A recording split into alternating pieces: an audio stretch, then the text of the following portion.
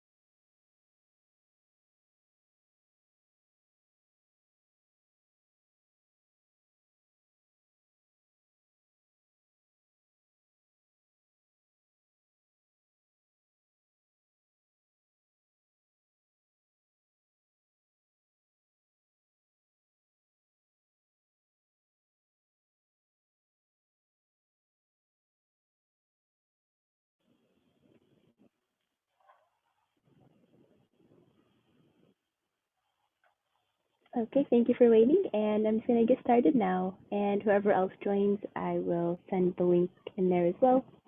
So again, today's topic is going to be about mindfulness and self-care for busy professionals, and I am Hela, and I'm a health educator with Access, and I also help individuals and communities access all the resources and also learn about the resources that are out there in order to help prevent substance use in the community. I have a background in social work. I was focused on cognitive behavior therapy, and I've graduated from Wayne State University. And as a helping professional or as any kind of prevention specialist as well, it's understandable that you might experience a high amount of burnout sometimes, especially if you're in the work of helping others. And that's why there's a huge need in helping yourself and learning how to practice mindfulness or self care in order for you to continue strengthening and building all the communities that you do serve. And that's why today we'll be looking at SAMHSA's 8 dimensions of wellness and also discuss how it can help in reducing stress, preventing stress, and also preventing burnout. And by practicing mindfulness and self care, you'll also be able to help yourself to help others. And then also, the hope for this webinar would be for you to learn how to examine your own level of burnout, especially in any kind of substance use disorder prevention work or in the helping profession in general. And then also for you to identify some of the different ways you can incorporate the dimensions of wellness into your self care practices and also eventually to assess how well your coalition, your organization, or your place of work is doing in incorporating wellness into their everyday work.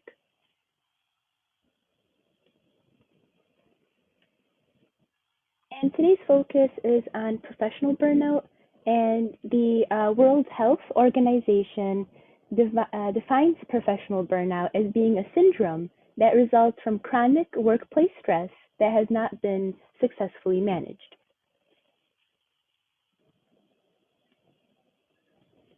And too much stress can lead to burnout. However, the two are not the same. And stress includes overengagement. It could include overreactivity, especially in terms of emotions. So if something happens and you might instantly react by crying or by feeling other kinds of emotions immediately. And then also with stress, there's this sense of urgency, there might be hyperactivity. You might also experience a loss of energy. This is usually in a physical kind of way. And then also you might experience symptoms of anxiety, and stress can also take a physical toll on a person. And then when it comes to burnout, this generally includes disengagement, detached emotions. A person might feel hopelessness. They might also feel a loss of motivation, experience symptoms of depression. And again, burnout can have an emotional toll on a person as well.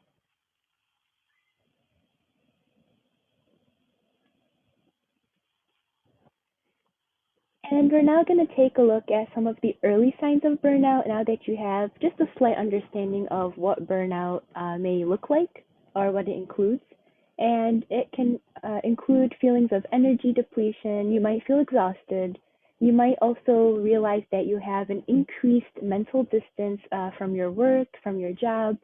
And then also, when it comes to your work, you might have feelings of negativism or cynicism related to what you do, and then also your ability to really get things done in the workplace might be reduced significantly. And this is right in the beginning of experiencing burnout before you get into any later stages. And the reason that it's important to know some of the early signs is that you can recognize burnout either as it's happening or just before it's happening. So that way you can really detect it early on and work to manage it early on before you go too deep into the habits that might lead to severe burnout.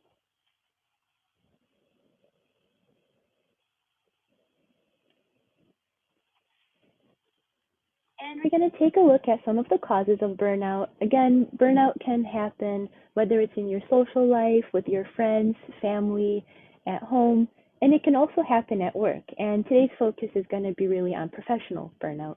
So, some of the causes in the workplace could really include a lack of adequate social support, taking on more than you can handle, and then also maybe poor self care practices. So there's not really a set routine of self care practices that you use in order to manage stressful emotions, really intense emotions, or any of the normal stressors that a person can face. And especially in the prevention field or as a helping professional, sometimes those stressors might be just a bit more than the usual workplace. And if you don't really have a strong routine of self care practices, you might be more susceptible to experiencing burnout.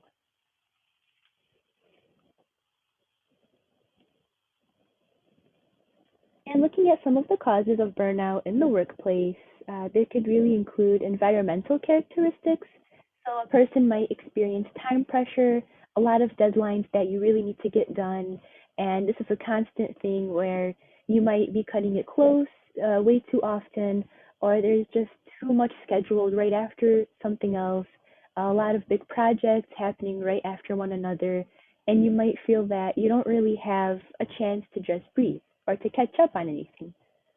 Also, you might be feeling that you have a lack of control over some of your work processes, or you might experience again work overload, and this is happening continuously. And then you might also have poor relationships between groups, between coworkers, or between leadership, or anyone else in the workplace. And these are just some of the examples as well.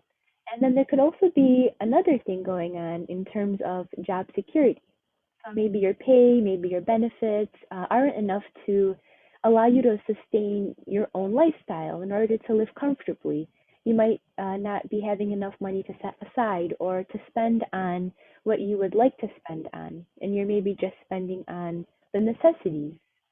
Or also, if you're a helping professional, maybe you're working in the clinical practices, and you might have emotionally intense work, or as any kind of other helping professional as well. You might be dealing with clients who have really emotionally intense stories or situations, and you're unable to maybe separate yourself from those types of heavy emotions that are happening. And then there can also be some personal factors as well. So maybe you as a person, you might have some high levels of empathy that just is the way you are. And then you're also combining that with emotionally intense work, or maybe things that don't really have to do with the workplace, but you're maybe part of a marginalized group or a community. And that's something you're carrying with you, and you're bringing that also into the workplace. And so it's not just one set thing, of course. The causes of burnout are numerous, and these are generally what are the most common. And then a lot of other factors might be combining or going on top one of another, and it just might become too much for you.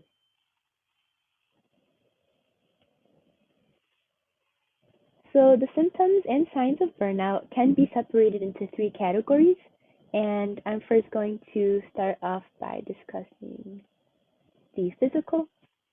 And for some physical characteristics or signs and symptoms of burnout, a person might be feeling low energy.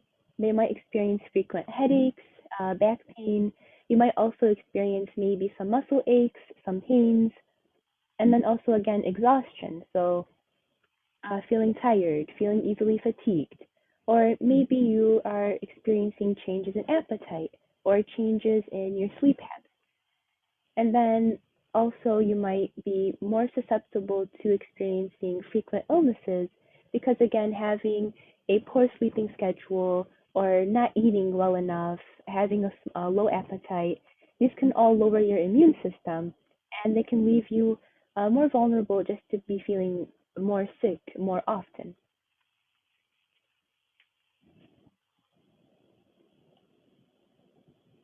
And then some of the emotional signs and symptoms a person might also be feeling could include chronic feelings of self doubt. You might experience loss of motivation or a decreased satisfaction in your work. You might also be feeling feelings of failure, and then also feeling defeated or feeling very alone. And then feeling detached, irritable is also very common. A person might also feel anger, depression, anxiety, and then maybe being cynical or bitter about life. And as a result of burnout, many people end up feeling exhausted emotionally. And we discussed earlier the physical exhaustion, but a person can also be feeling emotionally drained. And that feeling of dread, that feeling of experiencing decreased work performance, all because of being so emotionally drained. And then combining this also with any kinds of physical exhaustion as well. And because of that, a person is then also maybe less able to deal with challenging situations that they may face, something that another person might perceive as being only a little stressful. For the person who's going through the symptoms of burnout, something simple might really be a large thing for them. And that could be the thing that really leads them to just break down, and they really can't handle that in the moment.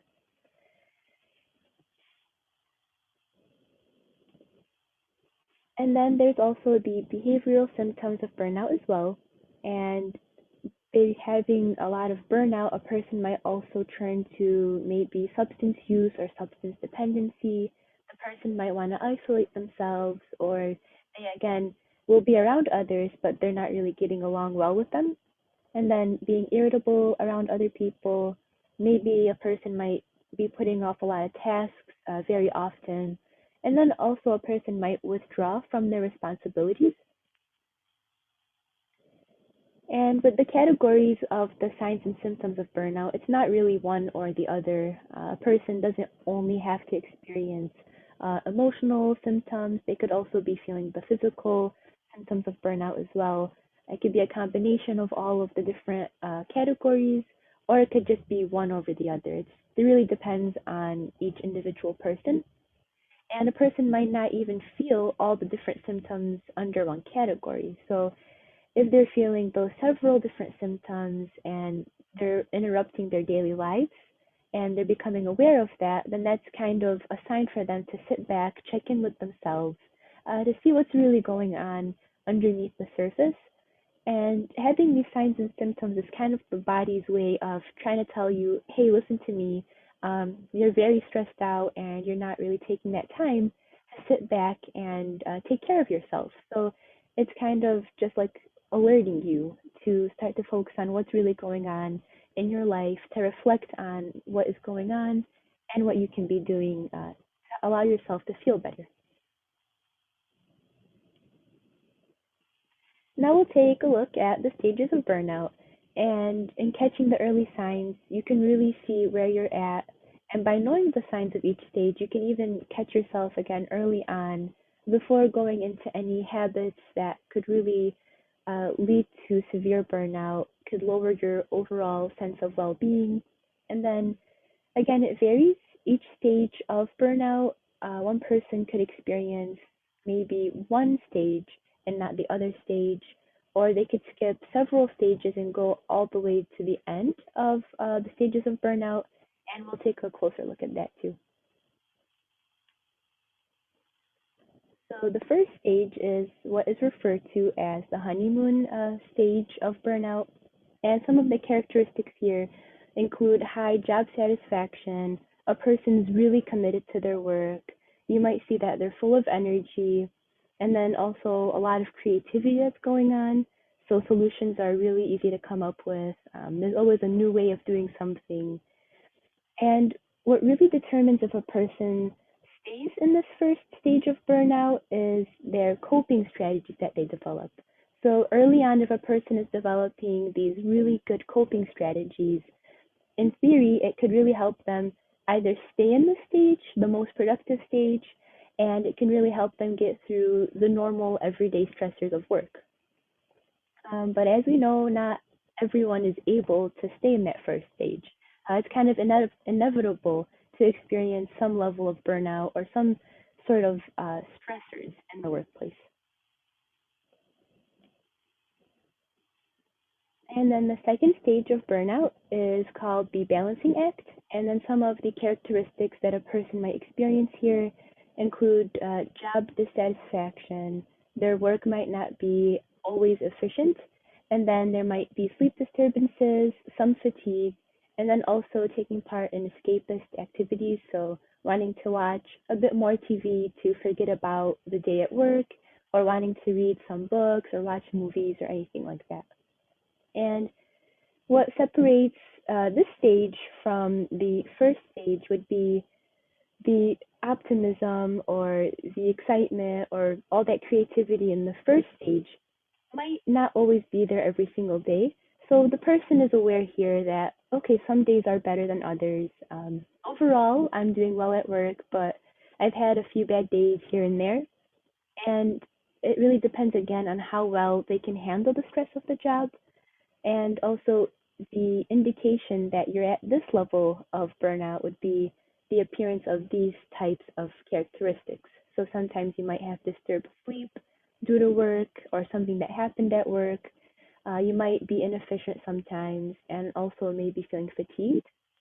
Whereas opposed to stage one, you're not really going to be feeling these symptoms.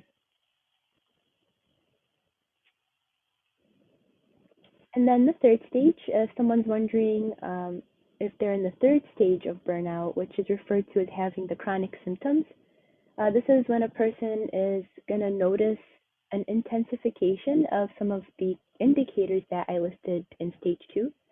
So you're going to experience, you might experience fatigue, sleep disturbances, work inefficiency, or job dissatisfaction. And including that, you might also experience physical illness, maybe anger and depression, and then also chronic exhaustion. And then stage four is what's referred to as the crisis stage of burnout. And this is when the physical symptoms intensify, they might increase. So again, the earlier symptoms listed are going to be present here, but they're just going to increase or intensify. And then also a person might obsess about work frustrations. They might also have the dominant feelings of self-doubt or pessimism. And then also they might develop an escapist mentality. So as opposed to the earlier stages where a person might watch a movie here and there to forget about their day at work, ends up turning into more actions like that to forget about what's going on at work, where you end up realizing they're spending most of the day just trying to forget about the day that they had. And then stage five is when the symptoms of burnout are really embedded in your life that you end up noticing that, okay, I think I am burnt out, or there's something really going on here that I need to pay attention to. So it's called the enmeshment stage of burnout. And the person might also be really prone to having some sort of physical or emotional disturbance too. And burnout is a very serious matter. It can lead to both personal, professional, relationship troubles, and it can also lead to an increase in social isolation. And then also, as we discuss more of the different stages, you can end up realizing that it can really affect the way a person lives their everyday life. And that's why learning prevention for burnout is extremely important. It can really affect how you live your life, it can affect your well being, and it can really help to avoid having to experience some of those symptoms that we learned about more in the stages of burnout. So, some different ways for prevention would be self care, mindfulness, both of which I'll go into more detail about later on, and then also adequate rest, having a healthy diet, exercising, taking part in hobbies or enjoyable activities, relaxing, and again, spending time with friends, with family, and then practicing good time management and setting and maintaining healthy boundaries, both personally and professionally. And if a person really thinks that it's too late for me, it's too late, I'm at the final stage of burnout, there's not really much I can do about it, I'd like to say there's always something you can do about it, no matter how severe you might think it is, whether that's seeking professional help or even looking at what stage of burnout you might be at. So, trying to assess that if it's early on for you, trying to incorporate some of these prevention techniques that are listed here, trying to take part in exercising or having a healthier diet, resting up more whenever possible, practicing mindfulness, self care. Again, it's never too late to start. Maybe implementing one or two, depending on your own schedule, depending on where you're at in life, and depending on how much you can actually dedicate to helping yourself and preventing burnout.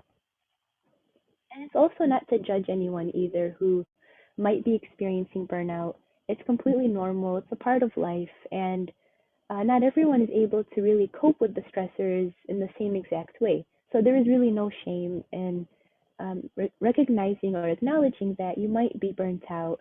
And it's also not a person's fault. It's not your fault for even experiencing burnout in the first place.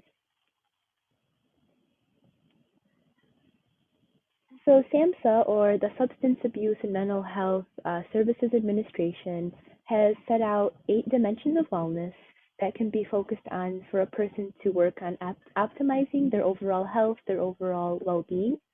And every aspect of wellness can really affect a person's life. So working towards all of those dimensions that I'll be going into detail about can really, to some degree, positively affect your overall quality of life.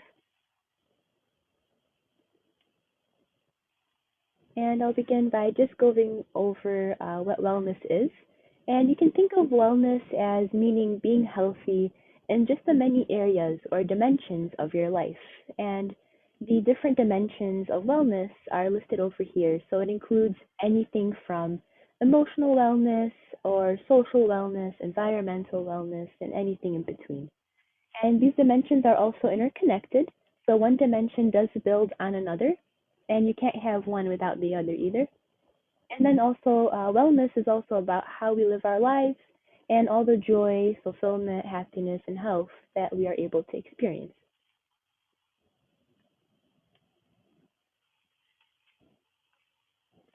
And again, the dimensions of wellness are interconnected. So I can also demonstrate that for you by an example. So let's say you're feeling stressed about something financially. And because of that, you're worried about money. So that's in the financial dimension of wellness. And then you're also worrying because you aren't able to afford what you need. You can't really afford the things that you also like. So you might, as a result, experience some sort of trouble within the emotional dimension of wellness. And then, as you can see on the demonstration over here, financial and then emotional will be affected because of that. And then also, let's say you begin to question your own sense of purpose because of your worrying about money or your feelings of anxiety. So that can also lead to some sort of trouble or stressors in the spiritual dimension. And then at the same time, let's say your career, your work is also not fulfilling you. It's also not providing you with the money you need in order to live. And that's also going to lead with trouble in the occupational dimension. That's listed on the bottom in the yellow. And then also, because you're not working well, you're not feeling well, you might also experience trouble in the social dimensions. So that's the one in the light blue. You might not be spending time with others like you want to, or you might not be giving yourself that time to enjoy having these relationships with everyone. And then also, let's say you're not really spending time uh, learning about new things. You don't really have the capacity to do so, to learn, to have conversations about topics or current events. And then that way, in the red, you might also have your intellectual dimension be affected. And then also, finally, let's say because of your work, because of your financial situation, you might also have to move to a new home. So that is an issue going on in the environmental dimension. So one trouble in your life might also be affecting all the other dimensions of wellness. And then putting work in one dimension can really then affect every other dimension.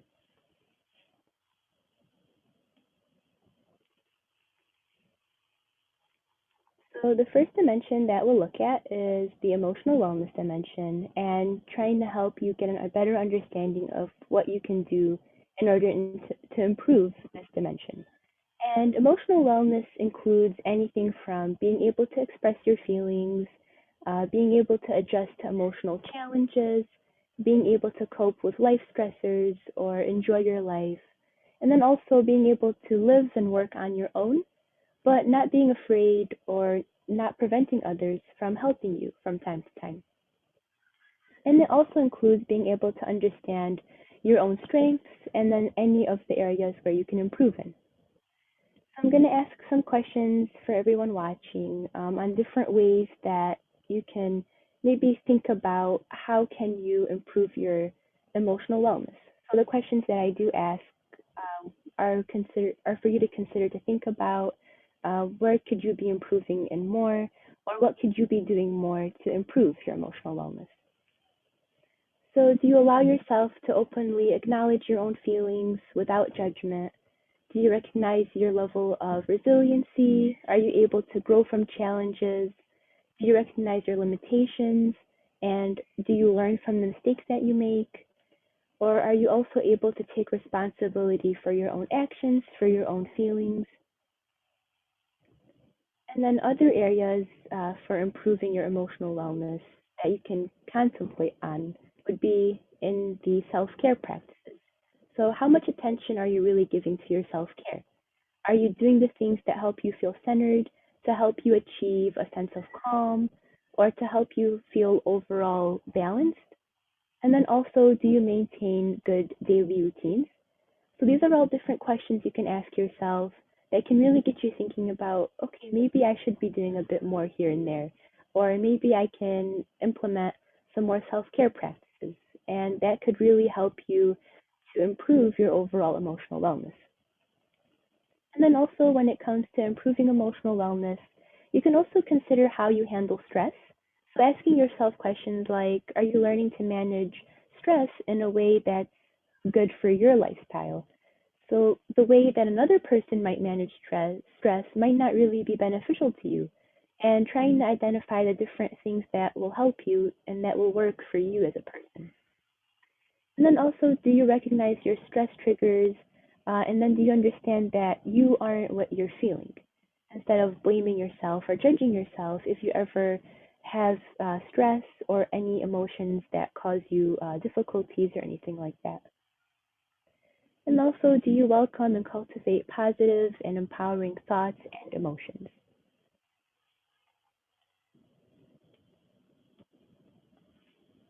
And then when it comes to the spiritual wellness dimension, this really involves your own personal beliefs, your own personal values. Do you have meaning, purpose, and a sense of balance and peace in your life? Are you able to also develop appreciation for life and all the forces around you that exist? And also recognizing your own search and meaning for purpose in this existence. And then some questions to get you to think about ways that you can maybe improve in your spiritual wellness dimension would be your own beliefs.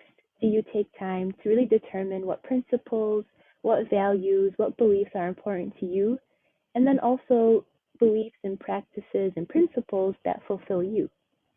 And then also, do you use your own spiritual wellness to drive your actions, your thoughts, and give you a better meaning to your own life?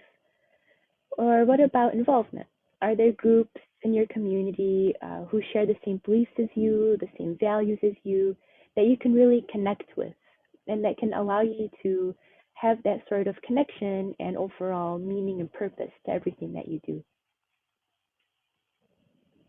And also time. When it comes to improving your spiritual wellness, considering, do you give yourself enough free time to reflect on your own spirituality or take part in any practices that can help you in enhancing your own spirituality, such as meditation? And then, do you use your spirituality to assist you in the times of grief and the times of pain? Do your own beliefs and values, do they serve as this coping mechanism in your life or this force that is there to uplift you?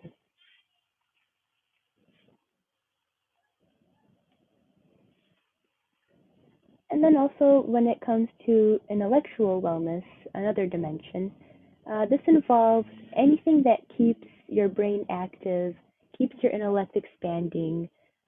Also, it could involve looking at different perspectives of an issue or taking time to consider the views of others, the perspectives of others.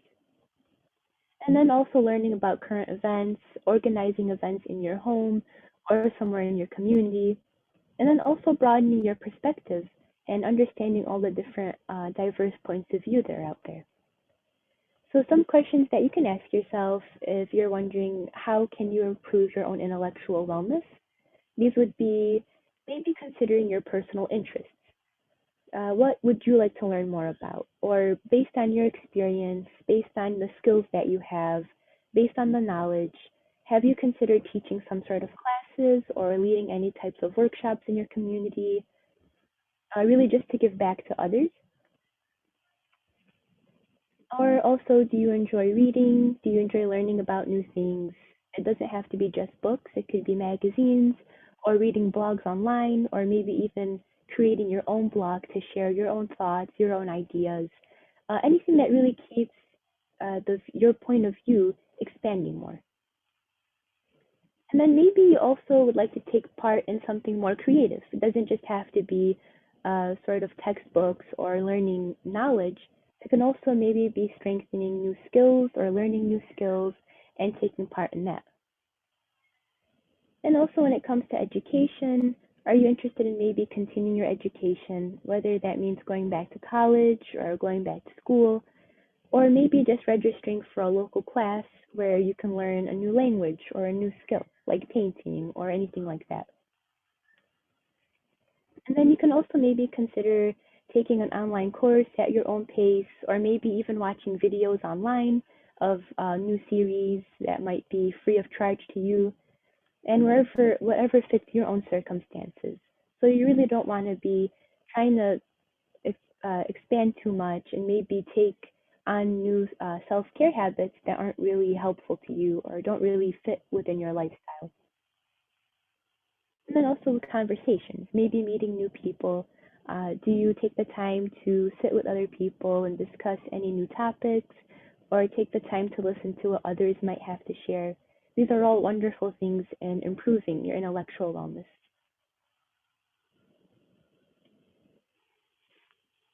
And now moving on to physical wellness. This dimension includes anything such as good physical health habits, nutrition, exercise, and then appropriate healthcare access. And then also choosing things that make you feel good, reducing anything that might do the complete opposite, and then also creating routines that balance activity and inactivity. And then also learning to listen to your body can also be very important in improving your physical wellness. And then also being able to manage your obligations and needs with the things that you want to do as well. And then some different areas to consider and how can you improve your own physical wellness, or good questions to consider to assess maybe how much physical wellness you might have right now. This would have to do with your nutrition. Do you have access to fresh, healthy food? Do you set goals every day to make small changes with your diet? Or are you mindful of the types of food that you eat? And then also with physical activity, do you try to take part in regular physical activity if you are physically able to do so? Do you also make physical activity enjoyable? Or maybe do you start small? Do you maybe choose to take the stairs some days over the elevator? And then also, are you trying to set a sleep schedule that you can kind of stick to? Do you try to get 7 to 8 hours of sleep, or do you try to avoid large meals before bed, or do you try to maybe avoid using electronics before bed? And then if you answered no to some of these questions, maybe consider what kinds of small changes can you make on a daily basis to get to the physical wellness that you would like to get to.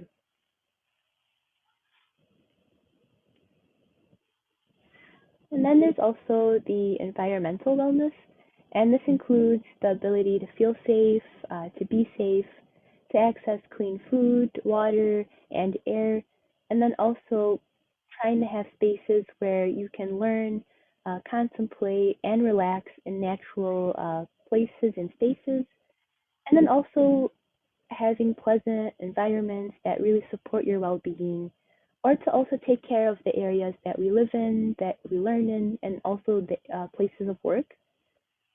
And then some different categories for environmental wellness would include green living. So, are you able to recycle? How often do you recycle? Are you also able to buy recycled products? Or maybe you can limit some of the power and water consumption. If it's a sunny day, can you maybe leave the window open, the curtains open, and let in that natural sunlight instead of maybe having a light bulb on 24/7? And then also, are you also able to maybe have a change of scenery? Are you able to spend more time outdoors, especially now as the weather gets better? Maybe you can spend some more time outdoors if you do spend most of your day indoors. Or are you able to maybe visit a park or take a walk here and there? And then also consider your home and work environment as well.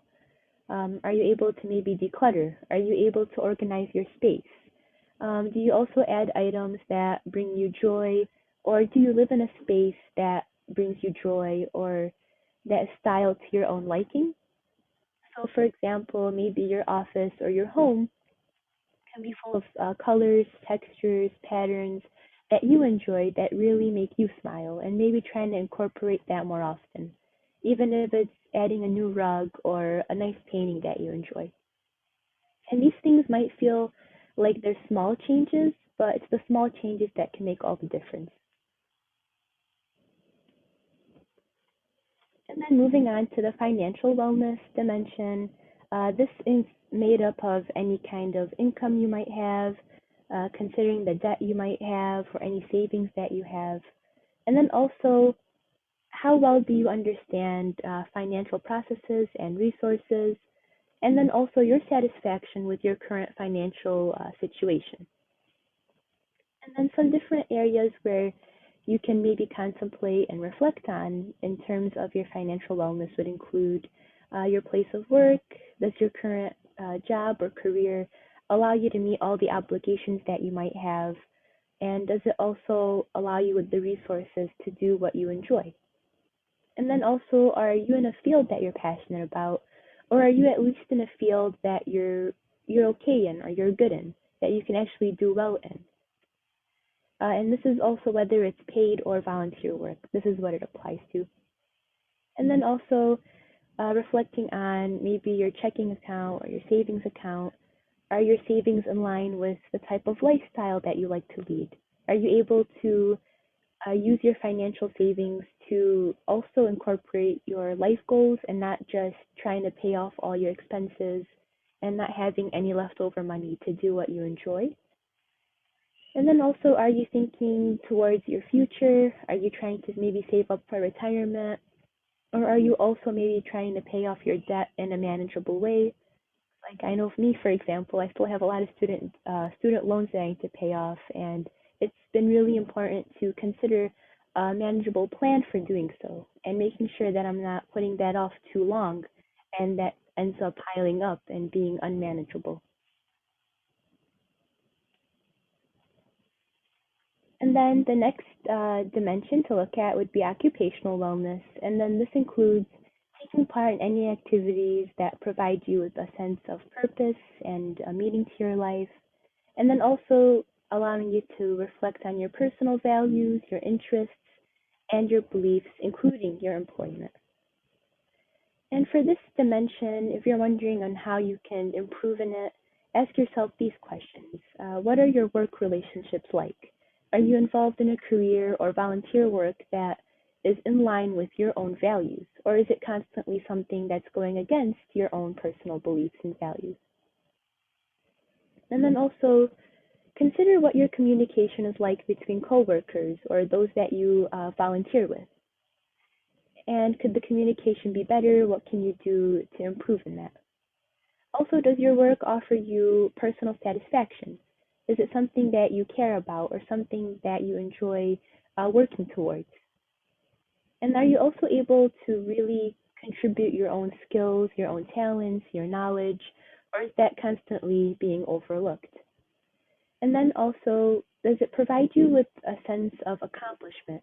And do you actually look forward to going into work and doing what you do? And then also, is there a good amount of balance in your life? Do you schedule time to relax, to take a walk, or maybe just spend time with friends and family?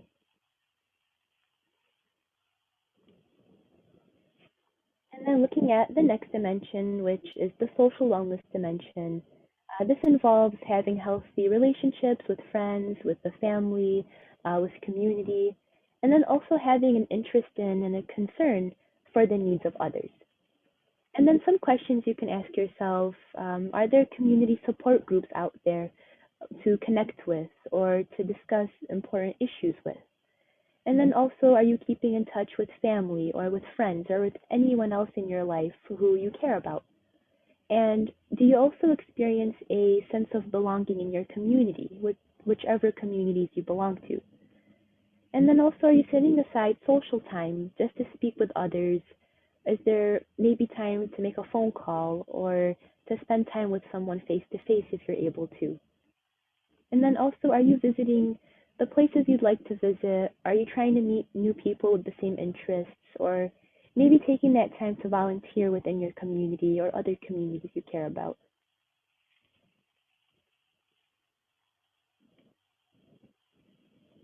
So we took a look at all the different dimensions of wellness that are laid out and all the different qualities of those dimensions, and then also gave you some time to think about and reflect on what you're currently doing now to be well in every dimension, and then also some questions that can get you thinking about what are some next steps that you can be incorporating into your wellness dimensions. And you might be wondering, how does helping myself help my community? And the main thing is, if you're unable to give yourself enough care, it might be difficult to give that care to other people, to your communities, to those you serve, and to everyone around you. But it's not to say that you can't care for others if you're not caring for yourself or you're not really giving yourself that time to improve in all the dimensions of wellness. This just means that if you aren't doing things to care for yourself, you might be left with very little capacity to give to others, to help others.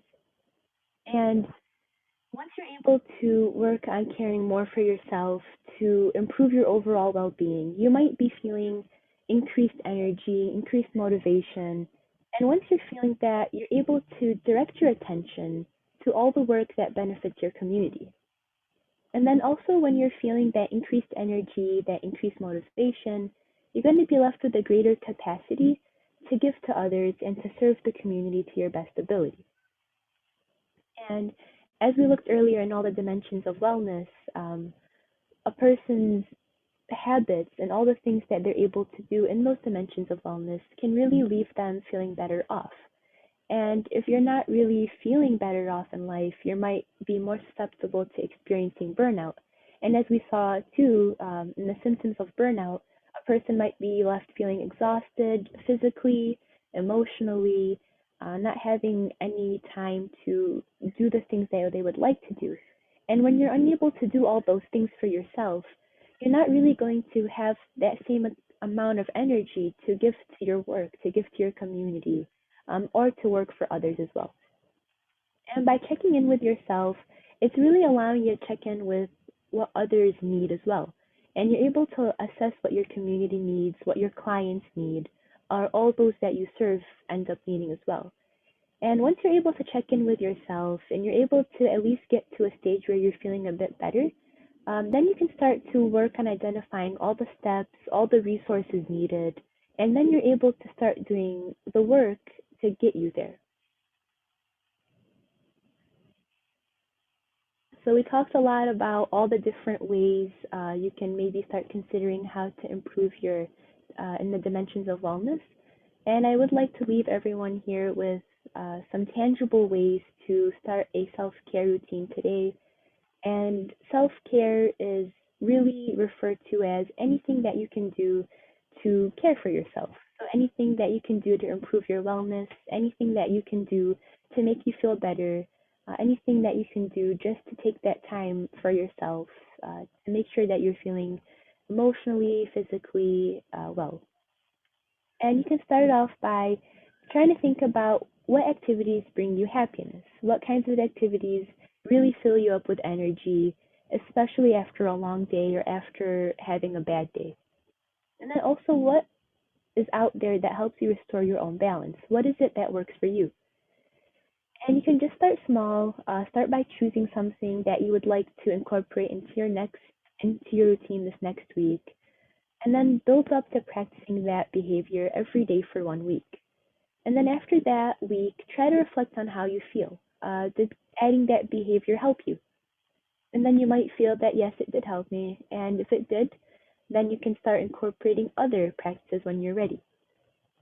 If you think of something that didn't really help you much during that week, didn't really affect you one way or the other, then you can try to incorporate other things out there until you establish eventually this solid self care routine that overall you can use constantly in your life. And I do want to also say many people assume that all individuals out there have the resources necessary for them to improve their wellness and practice self care. However, that's not really the truth because many people might have different capacity or the different ability to practice self care. For example, what works for me or what I'm able to give to my self care routine might not be feasible for someone else. So I might be able to dedicate an hour a day to just take care of myself when another person isn't really able to do the same.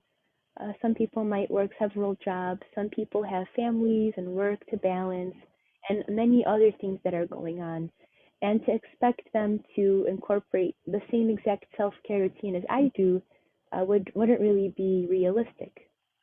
And also, we need to understand that many people might not have the same opportunities present to them, especially in their own communities or where they are in the world. Some people might see self-care routine tips out there that say try to eat a healthier diet. And then some people in their communities might not have a grocery store readily available to them, or they might not have affordable food to them, and fast food might be the only option. Or some people just can't afford to buy organic food or to eat all the food that's suggested out there in terms of self-care. And then also, some people might not be able to maybe take a walk in a park.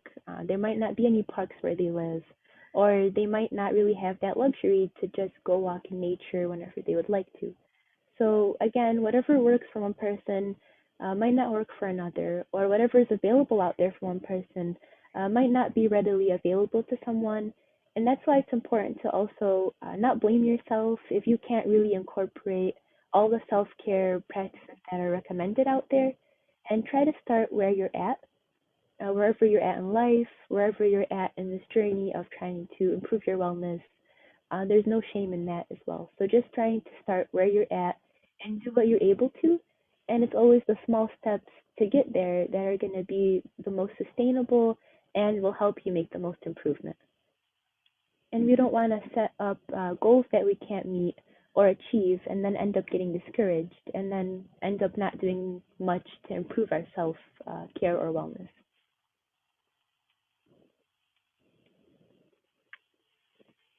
And then mindfulness was the foundation of today's discussion. And mindfulness is often referred to as being a type of meditation, but it can also be something that's practiced at any moment. And mindfulness really includes inhabiting the body rather than just the mind. And this can be done by doing body scans, by living in the moment, by accepting yourself as you are. So, whatever feelings, whatever thoughts or emotions come up, just accepting them with no judgment. And then also using your senses to pay more attention to your environment and to also focus on your breathing. So, all these types of techniques and practices can really be incorporated into your daily life to help you be more mindful or more aware of your surroundings and what you're feeling in the moment. Mindfulness is also a type of meditation, and it's where a person is told to really focus intensely on what they're feeling, what they're sensing in that moment. And again, the common theme here is without interpretation, without judgment, and just fully accepting it all in the moment. And mindfulness is also very useful in the dimensions of wellness that we looked over today. By paying attention to the dimensions that we looked at, you're also able to create the sense of balance, a sense of wellness in your life. And mindfulness really fits in as being that. It's the umbrella over all the dimensions of wellness. It helps you by paying attention to what you're doing in that dimension or what you're dedicating to that dimension, and then helping you make goals and clear and conscious goals towards improving your wellness. So whenever you're wondering on how can I improve in a certain dimension of wellness, mindfulness will be really helpful in that. The questions that were brought up today to consider all the different ways you can improve in those dimensions are also very important practices as well.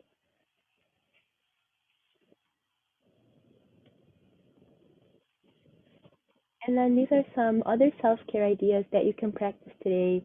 Maybe journaling, or maybe starting each day by paying attention to your breath for a few minutes, setting clear goals for your day. And the amount of time and attention that you give to self-care in the morning can really outline or set the stage for the rest of your day.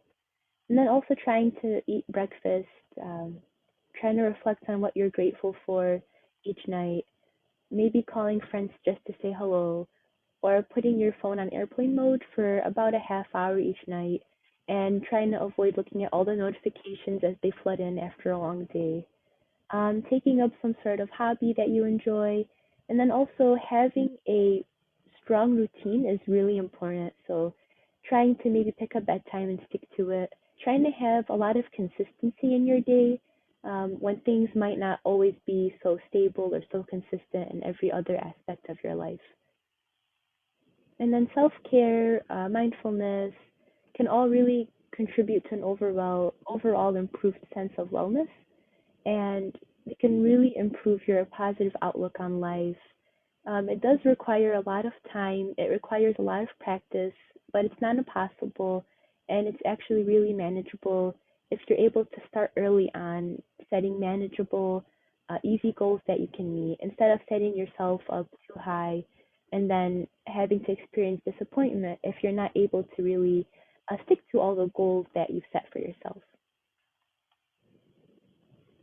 And then also, there's this stigma around self care. Many might think that a person is selfish or being overindulgent if they are trying to take care of themselves, but that's not true at all. There's nothing selfish about taking care of your well being or trying to care for yourself and care for others around you.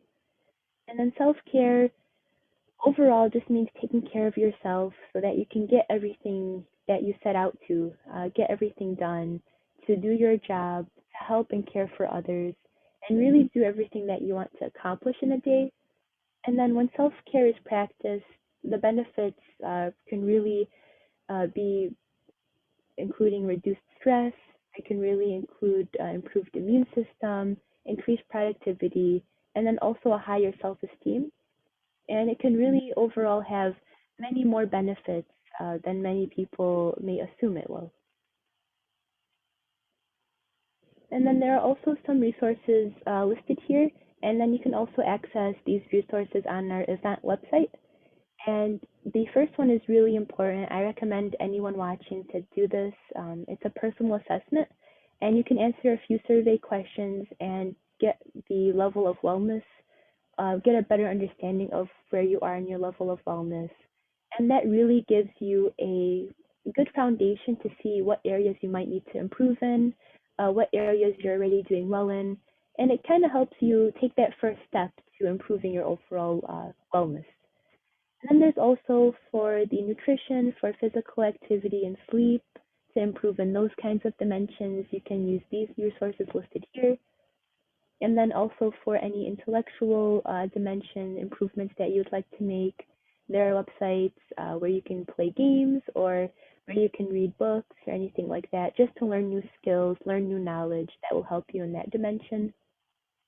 And then also, if someone wants to improve in the occupational dimension or the financial dimension of wellness, there are websites out there. And then also mindfulness exercises. If you use that resource, you can really use that to practice self-care or to practice learning how to be more mindful. So I'd like to thank everyone for watching, and I'll open up the rest of the time for any questions, for any comments, or for anyone to share any of their own self-care routine tips that they like.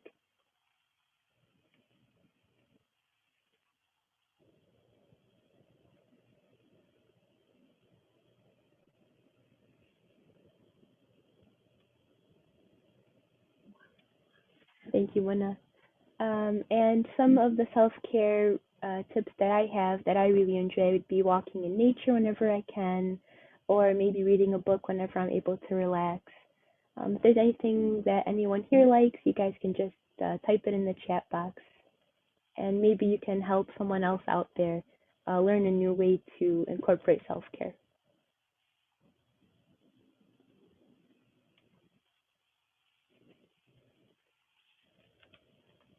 And I know we had someone join later on, so I'm gonna just submit the link right here. That's to sign into this session in order to receive the continuing education credits.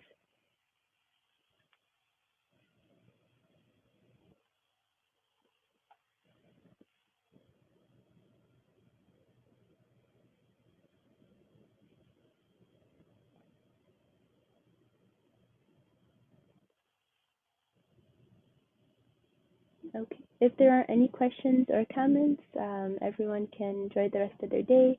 And we do want to thank you.